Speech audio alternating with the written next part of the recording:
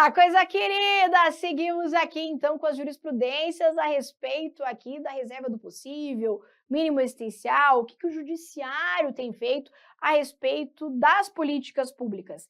E a gente falou então a respeito do direito à saúde, um monte de jurisprudência que eu consigo ver a questãozinha sendo elaborada, assim, sabe? O examinador assistindo essa aula. Alô, examinador que está assistindo essa aula. Você acha que eles não assistem? Assiste. Alô, examinador assistindo essa aula, fazendo aquela questãozinha teteia bem elaborada que você com certeza vai acertar. E agora também a gente tem uma jurisprudência a respeito do direito à segurança. Lembra que segurança aqui, eu estou falando de segurança pública, né? Quando a gente fala em direito social à segurança, estou falando em segurança pública. Olha essa decisão que legal. É lícito ao judiciário impor à administração pública obrigação de fazer, consistente na promoção de medidas ou na execução de obras emergenciais em estabelecimentos prisionais. Aqui eu vou te contar mais ou menos a situação dessa que gerou, né, essa jurisprudência. Existia uma ala de um presídio no Rio Grande do Sul que ela estava desabando na cabeça dos presos. Então ela estava assim, caindo mesmo, entendeu? E daí isso foi judicializado, provavelmente aqui Defensoria Pública atuando aqui, para garantir que fosse então reconstruída aquela ala do presídio. Veja que essa decisão não é para construir uma ala no presídio com conforto, isolamento térmico, acústico, né, para os presos. Não, porque estava caindo na cabeça deles, entendeu? Então aqui não se trata de reserva do possível, porque foi isso que o Estado alegou. Né? Na ação, o Estado falou: eu não tenho condições para construir ala em presídio, eu tenho dinheiro aqui para gastar com saúde, educação, tal, mas para construir ala de presídio eu não tenho. Mas veja que daí não se trata de reserva do possível. Para o judiciário, construção de uma obra emergencial, como é o caso aqui, se trata, portanto, então, de mínimo existencial, tá? Então, essa aqui bem importante. E aqui eu já comentei com você que é o atendimento em creches e pré-escolas. Então, a cláusula da reserva do possível, que não pode ser invocada pelo poder público com o propósito de fraudar, frustrar e inviabilizar a implementação de políticas públicas definidas na própria Constituição, encontra insuperável limitação na garantia constitucional do mínimo existencial, que representa, no contexto do nosso ordenamento positivo, emanação direta do postulado da essencial dignidade da pessoa humana. Olha que coisa que chega a dar uma emoção aqui, correndo uma lágrima do olho esquerdo, tão bonito que é isso aqui. Então, é exatamente essa ideia de tudo que a gente está falando.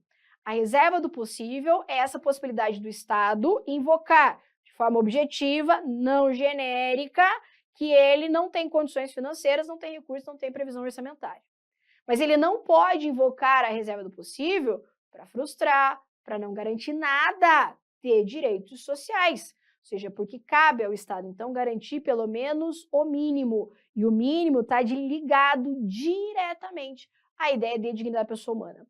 E para o Supremo Tribunal Federal, então, o acesso da criança em creches e pré-escolas até 5 anos de idade é mínimo existencial.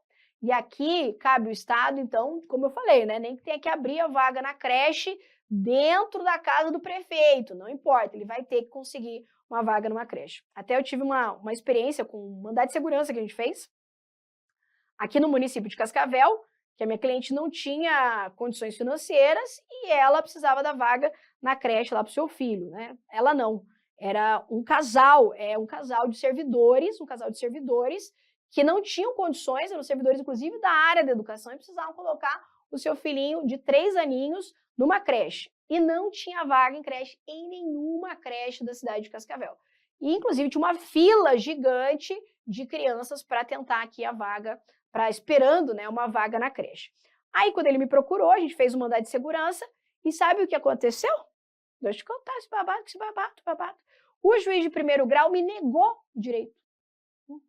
A gente recorreu, claro, mas o juiz de primeiro grau negou o direito, dizendo o quê? Isso com decisão do Supremo já, hein? Consolidado. Você vê como uma coisa não é fácil para o brasileiro. Ele disse que ele não poderia conceder a vaga na creche para o meu cliente, porque tinha outras crianças também esperando. E daí a gente estaria furando fila. Veja que esse não é o raciocínio do juiz. O juiz não tem que estar preocupado com a fila. O juiz tem que estar preocupado em garantir o direito. Então, chegou, tem direito, dá. Chegou a ter o direito, dá. Que todas as crianças judicializem ou possam judicializar para que todas elas possam ter garantido esse direito, né? E não deixar elas lá esperando na fila da creche, lá com pai e mãe não podendo trabalhar, às vezes não podendo manter a própria subsistência da casa, passando dificuldades porque a criança não está na creche, porque o Estado, né, foi omisso na abertura dessa vaga, não fez uma administração adequada. E não estão pedindo para fazer uma super gestão, né? Estão pedindo para fazer o mínimo de uma gestão decente para garantir a vaga na creche. E o juiz negou. Depois a gente recorreu, claro, com decisão jurisprudencial, com repercussão geral aqui, né, do Supremo Tribunal Federal. E claro, a gente conseguiu, né, no tribunal, reverter a decisão. Inclusive, a desembargadora deu aquela carcada no juiz, assim, dizendo, olha, não é da tua conta ficar verificando as crianças que estão na fila, é para ir lá e garantir. Só que olha só que coisa interessante, tá? Quando eu fiz meu pedido, eu fiz um pedido para que a prefeitura, na figura do prefeito, fosse condenado ao pagamento de multa diária pelo descumprimento. Porque eu já sabia que haviam mais de 200 mandados de segurança no município para serem cumpridos. Então, além da fila gigante de crianças, existiam 200 mandados de segurança que estavam esperando o município cumprir e eles simplesmente não cumpriam essa decisão judicial. Legal, não tenho condições, não tem como abrir aqui, tal. Pois é, eu fiz o pedido de multa diária no bolso do prefeito. E eu me lembro quando eu fui cumprir aqui essa decisão judicial lá na Secretaria de Educação, né?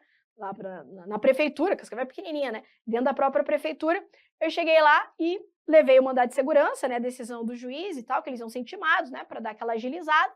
E daí ela falou assim, bem assim, existe uma fila de mandado de segurança, não vai conseguir a vaga. Aí eu até olhei para ela e falei assim, mas esse mandado de segurança tem multa para o prefeito. Ele sabe disso?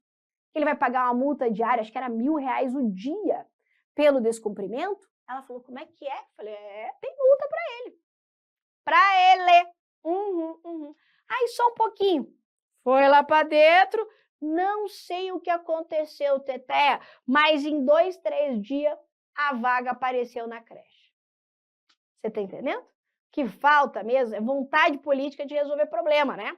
Só que daí na hora que arde no bolso, aí a vontade política acontece. Então é isso que tem que acontecer. A gente acha que o judiciário às vezes é um pouco ativista em determinadas situações, mas quando se trata de direitos sociais, precisa ser, porque a vontade política é só em época de campanha. Quando o povo precisa mesmo, não tem vontade política. Mas a hora que arde no bolso, a vontade política aparece como se fosse uma mágica.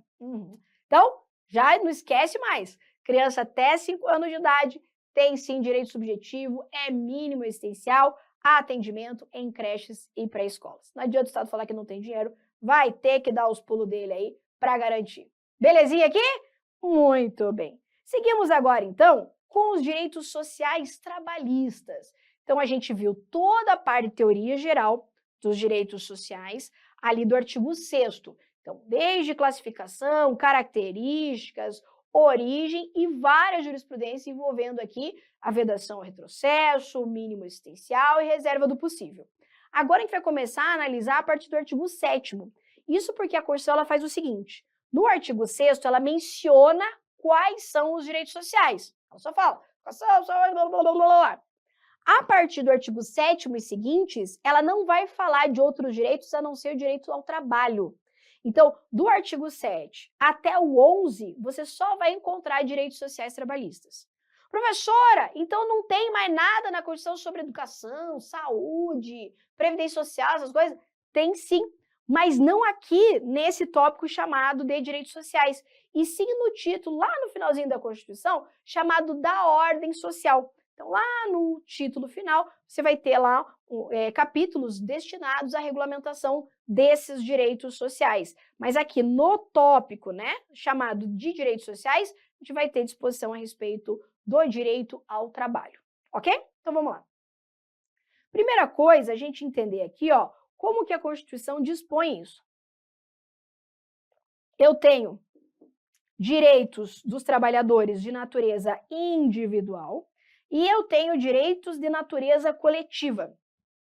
Então, eu tenho direitos sociais trabalhistas, que são garantias individuais do cidadão trabalhador, dado ao trabalhador individualmente, e eu tenho alguns direitos que possuem natureza coletiva. Isso aqui porque o seu exercício é feito através dessas coletividades. Quais são os direitos coletivos? Eu vou ter o direito de associação profissional ou sindical, direito aqui à liberdade sindical, o direito de greve, o direito de substituição processual, nós vamos ver cada um deles, direito de participação e direito de representação classista. Eu falo isso porque algumas bancas gostam de fazer essa distinção entre direitos sociais individuais e direitos sociais de natureza coletiva. Tá? Então, o que a gente tem de direitos coletivos aqui nesse grupo dos direitos sociais são os direitos coletivos trabalhistas. Ok? Vamos lá. O que diz o artigo 7º da Constituição? São direitos dos trabalhadores urbanos e rurais, além de outros que visem a melhoria de sua condição social. Aí vem lá, inciso X, X, X e V. Igualdade de direitos entre trabalhador com vínculo empregatício permanente e o trabalhador avulso. Então, a primeira coisa que a gente tem que saber é que o rol de direitos trabalhistas é um rol exemplificativo. Como é que você sabe que é rol exemplificativo? Está escrito aqui, ó. São direitos dos trabalhadores urbanos e rurais, além de outros. Bom, se eu tenho outros, é porque não são apenas esses direitos elencados ali na nossa Constituição Federal. Ok? Tá. Ainda, quem são os titulares desses direitos? Isso aqui é muito importante. Olha só.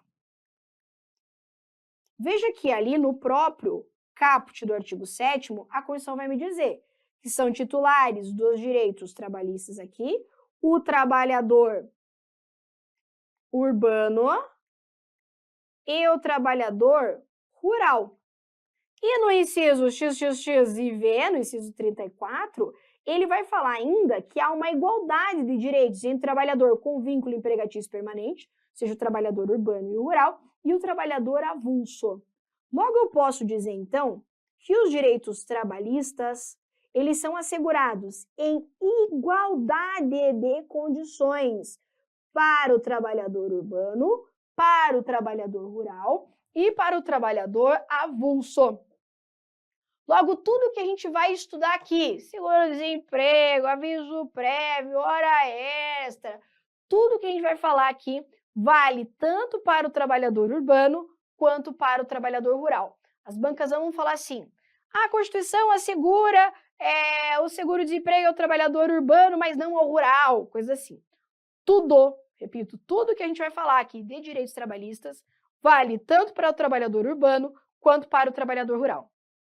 A legislação infraconstitucional, CLT, dentre outras leis trabalhistas, é que podem fazer algumas diferenças, mas a Constituição não faz diferença entre o trabalhador urbano e o rural. Aquele com vínculo empregatício permanente, aquele com vínculo de trabalho, aquele com carteira lá assinada. E daí ela equipara os direitos desses trabalhadores a um tipo de trabalhador que é o trabalhador avulso. O trabalhador avulso é aquele tipo de trabalhador que não tem vínculo empregatício, ou seja, que não tem lá uma carteira assinada, mas ele vai ter os mesmos direitos dessa categoria de trabalhadores. Então, os direitos, todos que a gente vai ver, são assegurados em igualdade de condições para o trabalhador urbano, para o rural e para o trabalhador avulso, ok? Agora vamos lá, mais um pouco. Parte desses direitos, eu disse tudo, eu disse parte. Parte, não tudo, desses direitos são assegurados aos servidores públicos e ainda para os domésticos, para os trabalhadores domésticos. Então, veja só, na tua prova vai dizer que todos os direitos sociais, ou a integralidade dos direitos sociais trabalhistas se estendem ao trabalhador doméstico. Errado. Parte desses direitos se estendem aos domésticos. A maior parte, é verdade, mas não todos. Inclusive, a gente tem que saber quais direitos não se estendem aos domésticos, mas calma que vai ter mnemônica, vai ter coisa bem legal para você gravar isso. Além disso, também parte desses direitos se estendem aos servidores públicos. Não todos, por razões óbvias, mas alguns se estendem aos servidores públicos. Aliás, importante eu destacar aqui, ó. Eu tenho certeza que é fácil para a gente visualizar quais direitos sociais trabalhistas não se estendem aos servidores. Uma questão lógica, regime jurídico, né? Por exemplo, aviso prévio. A gente sabe que o servidor não tem aviso prévio, né?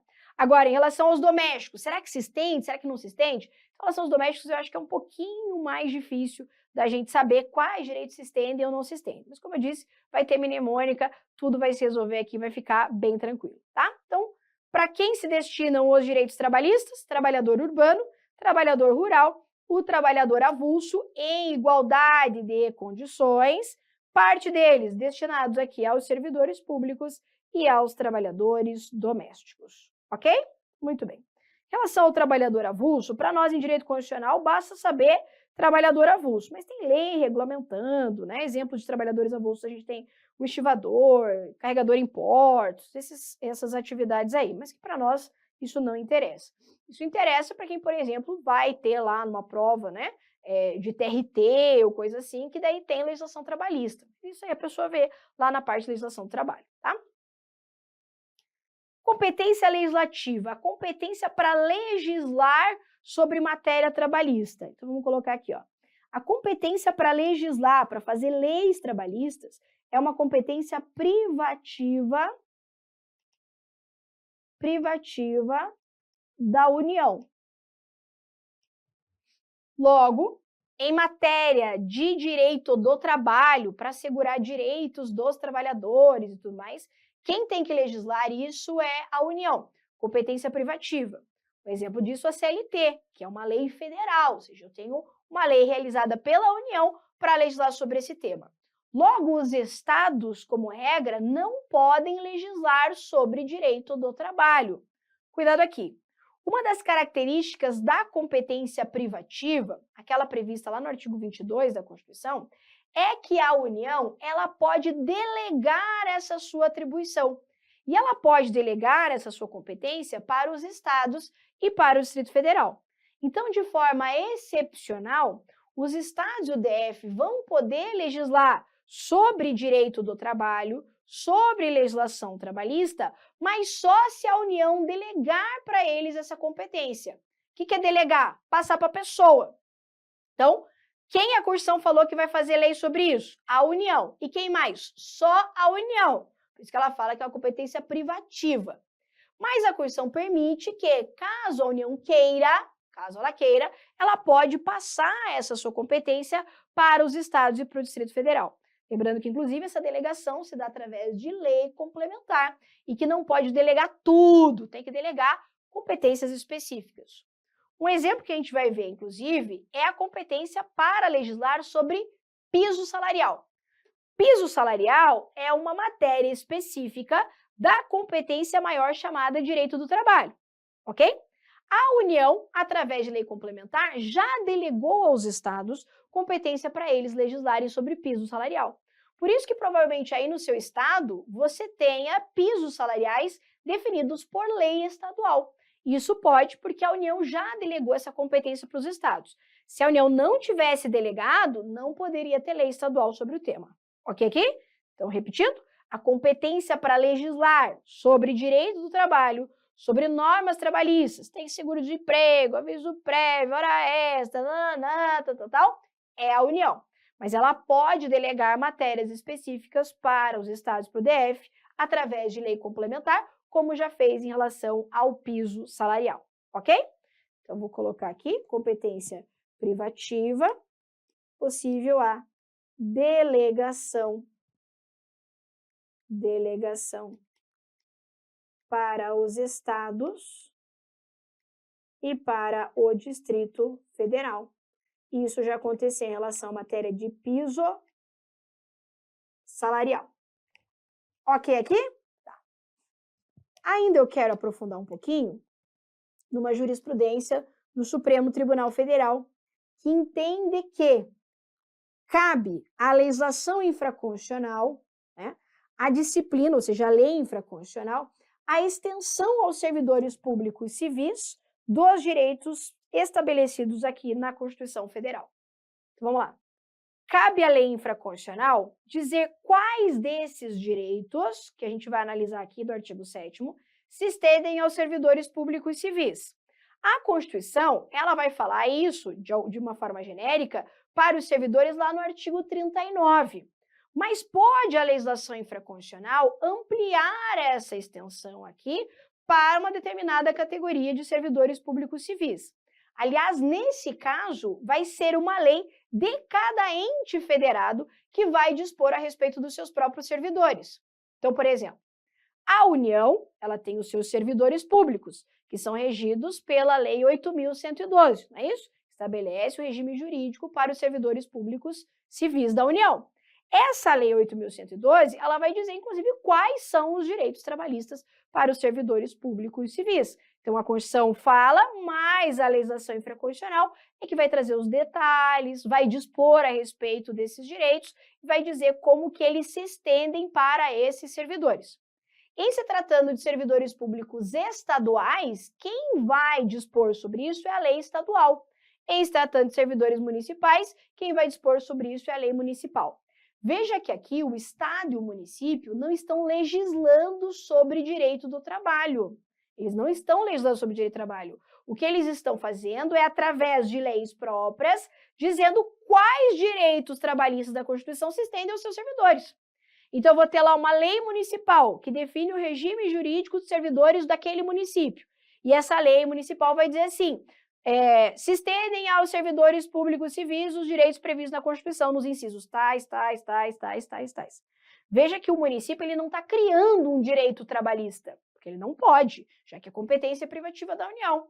Mas ele pode, então, através de lei municipal, estender os direitos reconhecidos na Constituição para os seus servidores. Ok? Então, a gente anota assim, ó. Os entes federados,